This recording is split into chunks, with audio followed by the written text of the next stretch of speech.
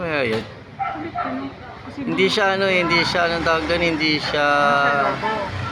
o ano siya kahit kaya yan. Hindi naman mahangin ngayon. Paano magpapaano ng saranggola? So na yun.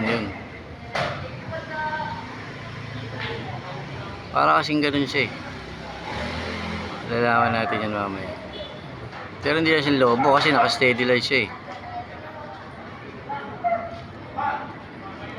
Pero umaangat-angat siya, steady lang. Di kaya ano yan, yung saranggola. Tignan natin kung may nagpapaano. Pag bumaba yan, pag mamaya pababa ng pababa, saranggola. Pero pag yung ganyan, tumataas ng konti eh. Pero steady lang siya. Malabo sa lobo yan. Parang ano nga eh, yung itsura niya parang saranggola.